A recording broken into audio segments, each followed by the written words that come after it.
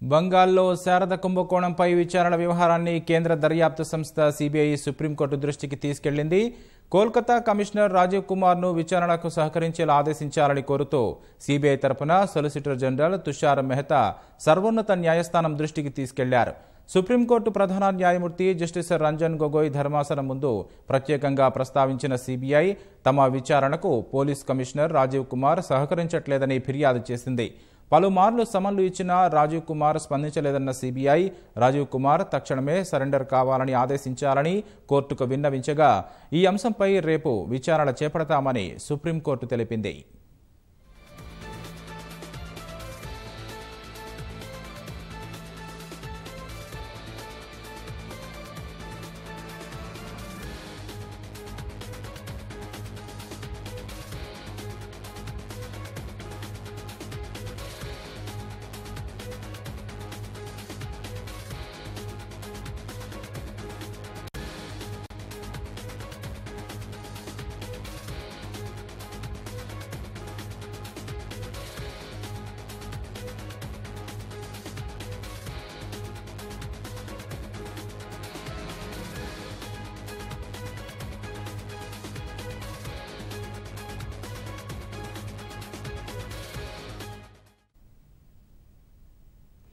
ఇక దీనికి సంబంధించి మరింత సమాచారం మా ప్రతినిధి అరుణ్ అడిగి తెలుసుకుందాం.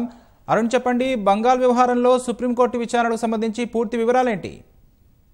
బంగాల్లో నిన్న మధ్యాహ్నం నుంచి అదేవిధంగా గత రాత్రి నుంచి జరుగుతున్నటువంటి పరిణామాలన్నింటినీ కూడా సిబిఐ సంబంధించినటువంటి సీనియర్ న్యాయవాది తుషార్ మెహతా సుప్రీంకోర్టు దృష్టికి తీసుకొచ్చారు. దీనిపైన ప్రత్యేకంగా మెన్షన్ చేస్తూ సుప్రీంకోర్టు ప్రధాన న్యాయమూర్తి జస్టిస్ రంజన్ గొగోయ్ ధర్మాసనం ముందు ఈ అంశాన్ని ప్రస్తావించారు. బెంగాల్ ప్రభుత్వం గాని అదేవిధంగా కోల్కతా పోలీస్ కమిషనర్ రాజీవ్ కుమార్ గాని తమకు సహకరించట్లేదని, దీనికి సంబంధించి ఇప్పటికీ పలుమార్లు నోటీసులు జారీ చేసినప్పటికీ ఎటువంటి సమాచారం తిరిగి ఇవ్వకపోగా తమ విచారణకు సహకరించట్లేదని, దాంతో పాటుగా ప్రభుత్వాన్ని అనవసరంగా ఈ వ్యవహారంలోకి తీసుకొచ్చి ప్రభుత్వం ద్వారా తమ పైన ఒత్తిడి తీసుకొచ్చి విచారణ జరగకుండా తమకు ఎటువంటి ఆధారాలు లభించకుండా పూర్తి స్థాయిలో సహకరించకుండా పోతున్నారని చెప్పి సిబిఐ న్యాయవాదులు సుప్రీంకోర్టు దృష్టికి తీసుకొచ్చారు. దీనిపైన సుప్రీంకోర్టు కూడా ఒక ప్రశ్న లేవనెత్తింది. తుషార్ మెహతా లేవనెత్తినటువంటి అనేక ప్రశ్నలకు సుప్రీంకోర్టు కూడా ఈ అంశాన్ని ప్రస్తావిస్తూ తమ వద్ద రాజీవ్ కుమార్ సహకరించట్లేదు అనటానికి మీ దగ్గర ఉన్నటువంటి ఆధారాలు ఏంటి, దీనికి సంబంధించి మీ దగ్గర ఉన్నటువంటి పూర్తి సమాచారం ఏంటి, ఎందుకు ఈ విధంగా ఎన్ని రోజులు ఏం చేశారనేటువంటి విషయాన్ని కూడా ఈ రోజు సుప్రీంకోర్టు ప్రశ్నించేసింది. అదే రీతిలో అత్యవసరంగా ఇప్పటికిప్పుడు మీరు అర్ధరాత్రి పూట వెళ్లాల్సినటువంటి అవసరాలు ఏంటి, ఇతరత్ర అంశాలన్నింటినీ కూడా బెంగాల్కు సంబంధించిన న్యాయవాదులు కూడా సుప్రీంకోర్టు దృష్టికి తీసుకురావడంతో పాటుగా పూర్తి స్థాయిలో ఈ కేసుకు సంబంధించి జరుగుతున్నటువంటి వ్యవహారాన్ని చూపుతున్నటువంటి సాకులను రెండింటినీ ఎక్కడ అనుసంధానం అవ్వట్లేదని, ఎక్కడ సంబంధం లేకుండా పోతున్నాయి అనేటువంటి విషయాలన్నింటినీ కూడా ఈరోజు సుప్రీంకోర్టు దృష్టికి తీసుకురాగా మీ వద్ద ఉన్నటువంటి సమాచారం ఏంటో అది చెప్పాలని, అదేవిధంగా సిబిఐ విచారణకు చిట్ ఫండ్ శారదా స్కామ్ విషయంలో కానీ రోజ్ వ్యాలీ స్కామ్ విషయంలో కానీ జరిగినటువంటి వ్యవహారాల్లో కలకత్తా పోలీస్ కమిషనర్ గా ఉన్నటువంటి రాజీవ్ కుమార్ సహకరించట్లేదు అనటానికి ఉన్న ఆధారాలు ఏంటి, ఎన్నిసార్లు నోటీస్ పంపించారు, దానికి ఆయన స్పందించిన తీరేంటి, ఏ విధంగా స్పందించారనేటువంటి విషయాలన్నింటినీ కూడా తమ ముందుంచాలని చెప్పి సుప్రీంకోర్టు సిబిఐ న్యాయవాదులను ఆదేశించింది. తిరిగి ఈ అంశాన్ని రేపు ఉదయం కోర్టు ప్రారంభం అవటంతోనే వింటామని, ఆ తర్వాత నిర్ణయం తీసుకోవడానికి ఆస్కారం ఉంటుందని కూడా స్పష్టం చేస్తూ రేపటికి వాయిదా వేసింది. అయితే అరుణ్, బంగాల్లో జరిగిన పరిస్థితులపై కేంద్ర హోంమంత్రిత్వ శాఖ నిశితంగా పరిశీలిస్తున్నట్లు తెలుస్తోంది. దీనిపై ఏమైనా చర్యలు తీసుకునే అవకాశం ఉందా? ఇప్పటికీ బెంగాల్లో గత రాత్రి నుంచి జరుగుతున్నటువంటి పరిణామాలన్నింటిపైన హోంమంత్రిత్వ శాఖ కీలకంగా దృష్టి సారించినట్లు తెలిసింది.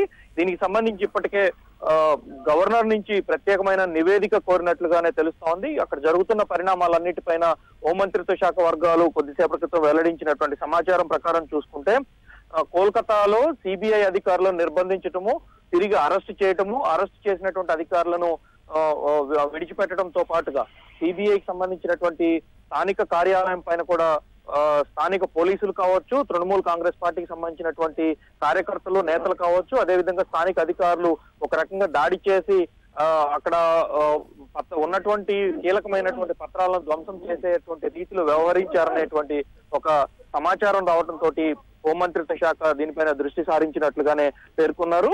ఇప్పటికే హోంమంత్రిత్వ శాఖ జాయింట్ డైరెక్టర్ నుంచి, అంటే కోల్కతా కేంద్రంగా కార్యకలాపాలు నడిపిస్తున్నటువంటి సిబిఐ జాయింట్ డైరెక్టర్ నుంచి ఒక ప్రాథమిక నివేదికను కోరినట్లు తెలుస్తా ఉంది.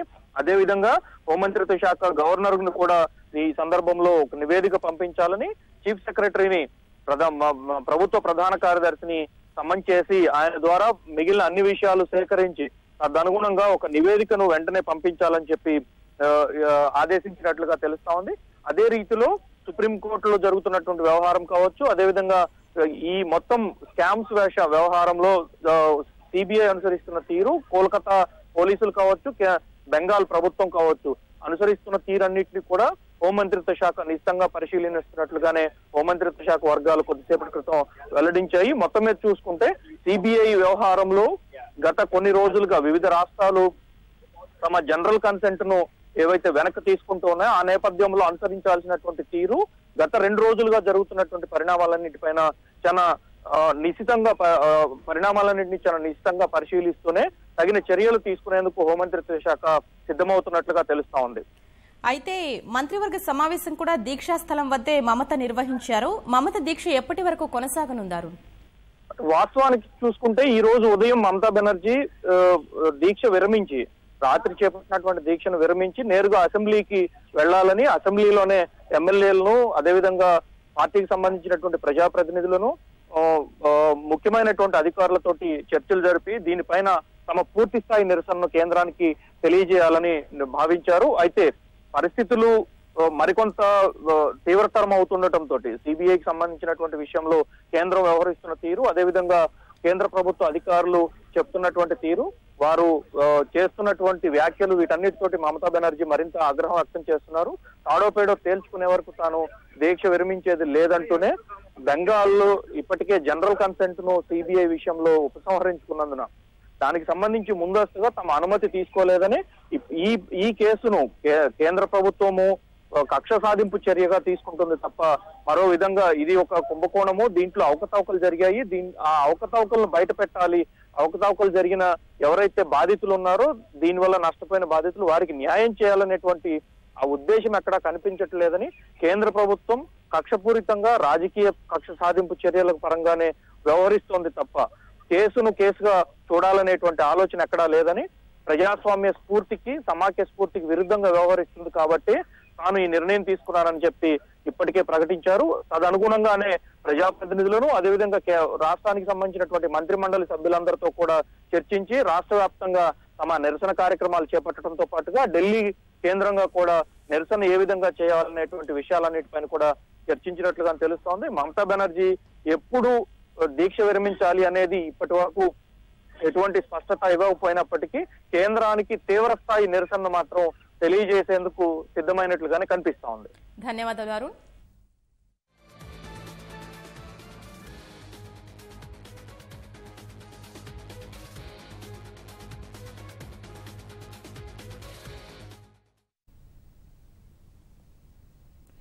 కేంద్రంలోని మోదీ సర్కారు రాజ్యాంగ కుట్రకు పాల్పడుతోందని ఆరోపిస్తూ కేంద్రం చర్యలకు నిరసనగా కోల్కతాలో రాజ్యాంగ పరిరక్షణ పేరిట పశ్చిమ బంగా ముఖ్యమంత్రి మమతా బెనర్జీ చేపట్టిన సత్యాగ్రహ దీక్ష కొనసాగుతోంది. రాత్రి నుంచి నిద్రాహారాలు మానేసిన మమత మెట్రో సినిమా ఎదుట నిరసన దీక్ష కొనసాగిస్తున్నారు.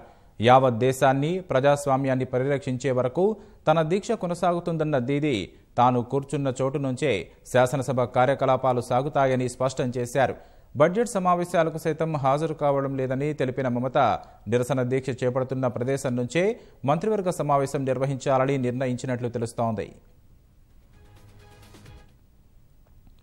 శారదా కుంభకోణం, రోజ్ వ్యాలీ పోంజీ కుంభకోణాల కేసులు దర్యాప్తు చేస్తున్న బృందాలకు నాయకత్వం వహించే కోల్కతా పోలీస్ కమిషనర్ రాజీవ్ కుమార్ను ప్రశ్నించేందుకు కేంద్ర దర్యాప్తు సంస్థ చేసిన ప్రయత్నం ఆందోళనలకు కారణమైంది. ఆదివారం మధ్యాహ్నం దాదాపు 40 మంది సిబిఐ అధికారులు కోల్కతాలోని లౌడన్ స్ట్రీట్లో ఉన్న రాజీవ్ కుమార్ ఇంట్లోకి వెళ్లేందుకు ప్రయత్నించగా భద్రతా సిబ్బంది, అధికారులు అడ్డగించారు. అనంతరం అక్కడకు చేరుకున్న పోలీసులు రాజీవ్ కుమార్ను ప్రశ్నించేందుకు అవసరమైన దస్త్రాలు ఉన్నాయా లేదో సిబిఐ అధికారుల వద్ద ఆరా తీశారు. అనంతరం సిబిఐ అధికారులను బలవంతంగా పోలీసు జీబుల్లో ఎక్కించి స్టేషన్కు తీసుకెళ్లి కొన్ని గంటల తర్వాత వదిలేశారు. ఈ నేపథ్యంలో తన పాలనా యంత్రాంగంపై దాడికి సీబీఐ అధికారులు ఉపయోగిస్తున్నారని ఆక్షేపిస్తూ మమతా బెనర్జీ నిరసన దీక్షకు దిగారు. దీదీకి మద్దతుగా తృణమూల్ కాంగ్రెస్ నేతలు శ్రేణులు దీక్షలో పాల్గొంటున్నారు. అటు తృణమూల్ కాంగ్రెస్ శ్రేణులు బంగాల్ అంతటా ఆందోళనలకు సిద్ధమవుతున్నారు. రేపు రాష్ట్ర వ్యాప్తంగా నిరసన ర్యాలీలు చేపట్టనున్నారు. ఇదే సమయంలో పలువురు నేతలు మమతతో ఫోన్లో మాట్లాడి సంఘీభావం ప్రకటించారు. మరోవైపు తనకు ప్రమాదం పొంచి ఉందంటూ కోల్కతాలోని సీబీఐ జాయింట్ డైరెక్టర్ ఆరోపించిన నేపథ్యంలో సీబీఐ కార్యాలయాలు, సీబీఐ అధికారుల నివాసాల వద్ద కేంద్రం పారామిలిటరీ బలగాలను మోహరిస్తోంది. ఈ నేపథ్యంలో కోల్కతా కమిషనర్ రాజీవ్ కుమార్ నివాసం చుట్టూ ఉన్న పోలీస్ స్టేషన్లలో భారీ ఎత్తున పోలీసు బలగాలను మోహరించారు. ముఖ్యమైన అధికారుల సెలవులను సైతం రద్దు చేసినట్లు తెలుస్తోంది.